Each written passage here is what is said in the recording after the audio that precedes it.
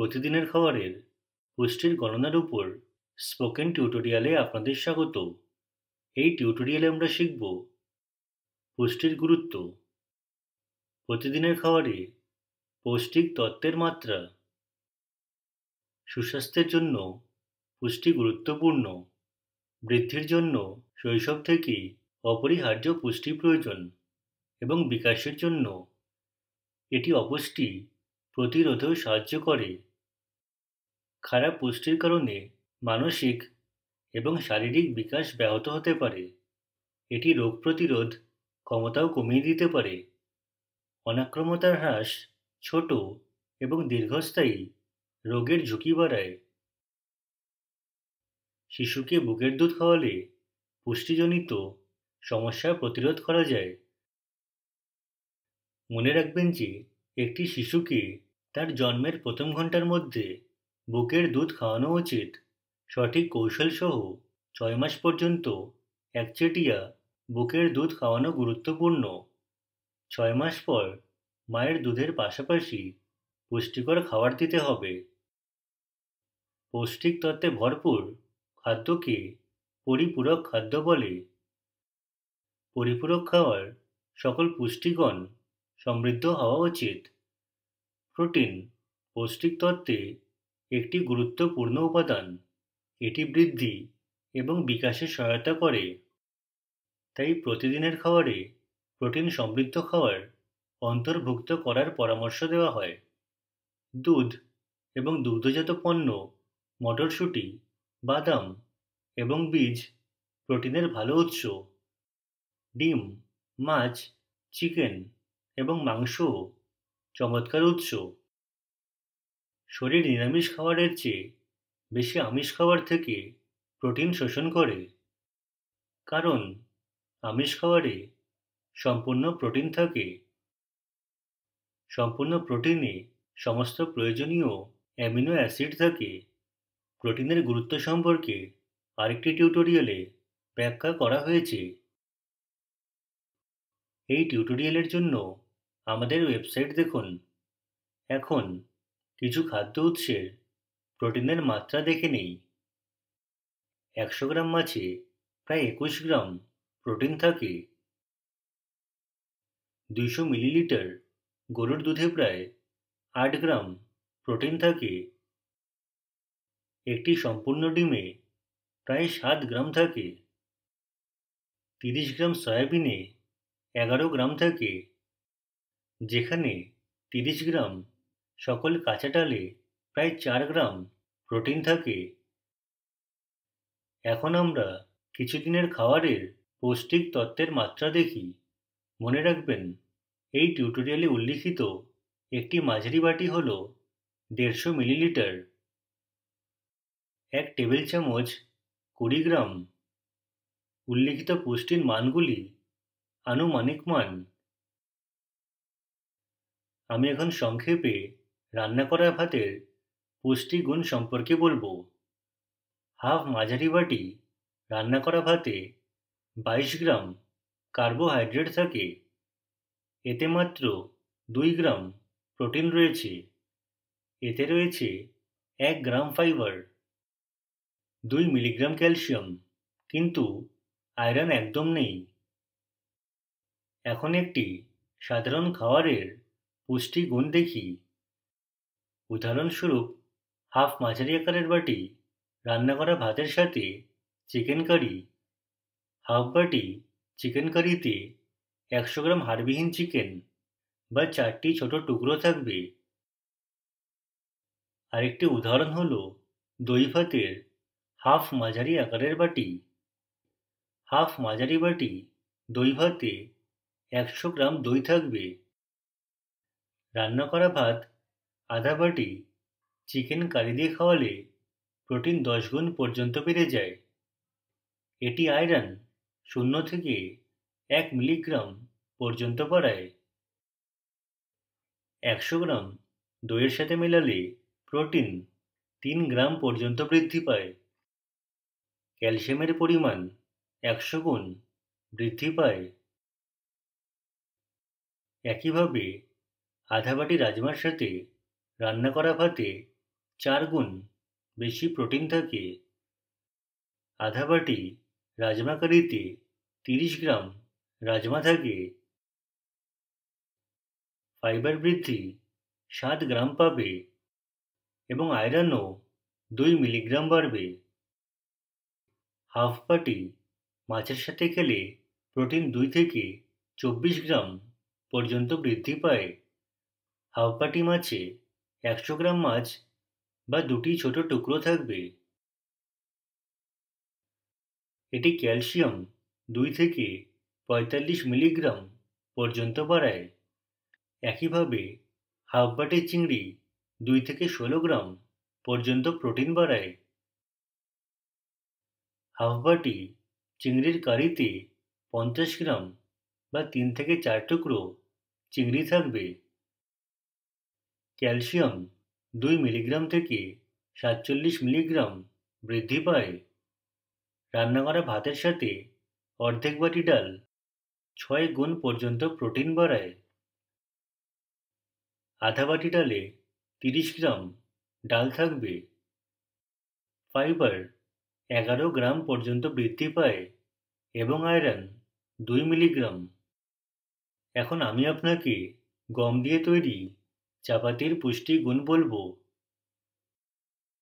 একটি 6 ইঞ্চি চাপাতিতে প্রায় 16 গ্রাম কার্বোহাইড্রেট এবং 3 গ্রাম প্রোটিন থাকে। এতে প্রায় 3 গ্রাম ফাইবার, 9 মিলিগ্রাম ক্যালসিয়াম এবং 1 মিলিগ্রাম আয়রন রয়েছে। 2টি ডিমের ভুর্জির সাথে খাওয়া হলে প্রোটিন 16 গ্রাম পর্যন্ত বৃদ্ধি পায়। আয়রন বেড়ে 3 মিলিগ্রাম এবং ক্যালসিয়াম 69 মিলিগ্রাম হয়। চাপাতি আধা বাটি কালো ছোলার কারির সাথে খেলে প্রোটিন 3 গ্রাম থেকে 9 গ্রাম হয়। আধা বাটি কালো ছোলার কারিতে 30 গ্রাম ছোলা থাকবে। ফাইবার 11 গ্রাম এবং আয়রন 5 মিলিগ্রাম পর্যন্ত বৃদ্ধি পায়। এখন তিল এবং তিলের বীজের চাটনির সাথে চাপাতির পুষ্টি গুণ দেখি। 1 টেবিল চামচ তিল এবং শন বীজের চাটনি প্রোটিন 7 গ্রাম বৃদ্ধি করে। এটি 8 গ্রাম ফাইবার বৃদ্ধি করে। ক্যালসিয়ামের পরিমাণ 100 গুণ বৃদ্ধি পায়। চাপাতির সাথে আধা বাটি ছাগলের কলিজার কারি খেলে আয়রনের পরিমাণ 6 গুণ বেড়ে যায়। আধা বাটি কলিজা কারিতে 60 থেকে 70 গ্রাম ছাগলের কলিজা থাকবে। প্রোটিন 20 গুণ বৃদ্ধি পায়। আমরা এখন ইডলির পৌষ্টিক তত্ত্ব দেখব। 3 ইঞ্চির 3টি ইডলিতে 18 গ্রাম কার্বোহাইড্রেট এবং 3 গ্রাম প্রোটিন থাকে। এতে 2 গ্রাম ফাইবার, 7 মিলিগ্রাম ক্যালসিয়াম এবং 0.5 মিলিগ্রাম আয়রন রয়েছে। এখন দেখি যে কিভাবে সাম্বার এবং তিল চীনাবাদামের চাটনি পৌষ্টিক তত্ত্বের মাত্রা বাড়ায়। হাফ বাটি গাঢ় সাম্বারে 30 গ্রাম অরহর ডাল থাকবে। ইডলির সাথে হাফ মাঝারি বাটি ঘন সাম্বার প্রোটিনের পরিমাণকে দ্বিগুণ করে। এটি ক্যালসিয়াম 30 গুণ বৃদ্ধি করে। 1 টেবিল চামচ তিল চীনাবাদামের চাটনি প্রোটিনকে 7 গ্রাম পর্যন্ত বাড়ায়। এটি ক্যালসিয়ামকে 44 মিলিগ্রাম পর্যন্ত বাড়ায়।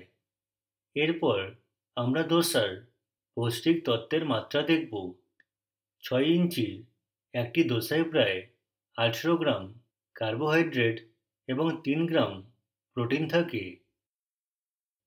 এতে 2 গ্রাম ফাইবার, 9 মিলিগ্রাম ক্যালসিয়াম এবং 0.6 মিলিগ্রাম আয়রন রয়েছে।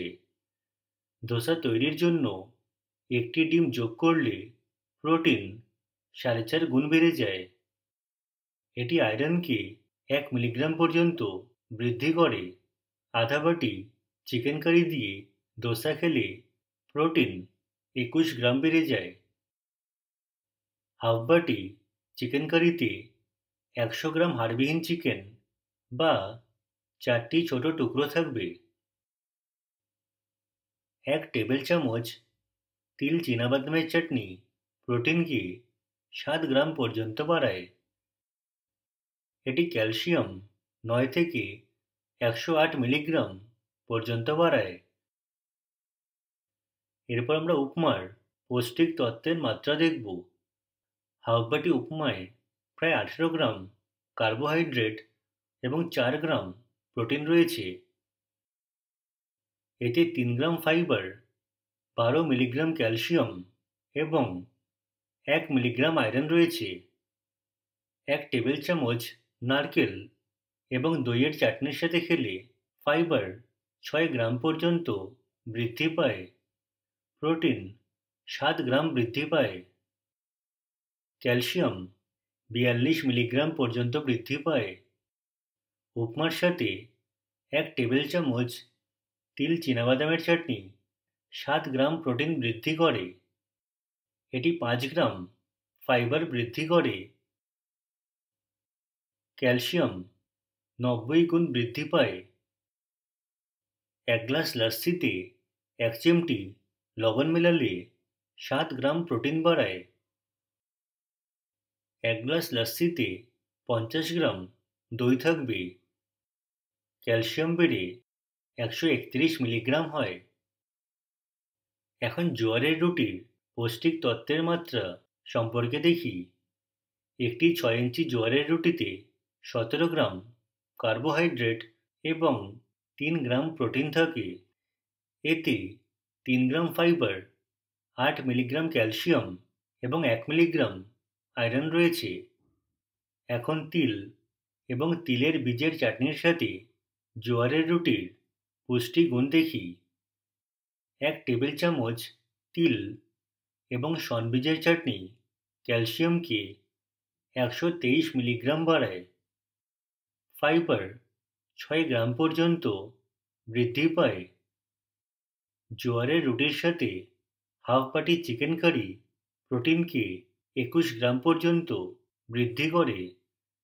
এই খাবারের বেশিরভাগ রেসিপি অন্যান্য টিউটোরিয়ালে আলোচনা করা হয়েছে। খাবারে 2 বা 3টি খাদ্যসমূহ মেলানোর পরামর্শ দেওয়া হয়।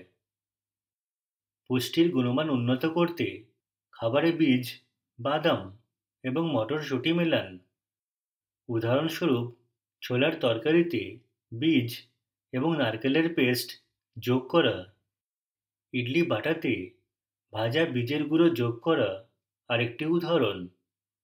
এছাড়াও আমিষ খাবার বানানোর আগে খাবারে দই বা লেবু লাগানোর পরামর্শ দেওয়া হয়। এটি স্বাদ বাড়ায় এবং মাংসকে নরম করে তোলে। খাবারের সাথে লাস্সি বা ছাস অন্তর্ভুক্ত করারও পরামর্শ দেওয়া হয়। এটি প্রোবায়োটিকগুলিকে বাড়িয়ে তুলবে, প্রোটিন এবং ক্যালসিয়ামও। এটি হজমেও সাহায্য করে। এটি আমাদের এই টিউটোরিয়ালের শেষে নিয়ে আসে। আইআইটি বোম্বে থেকে আমি বিদায় নিচ্ছি। যোগদানের জন্য ধন্যবাদ।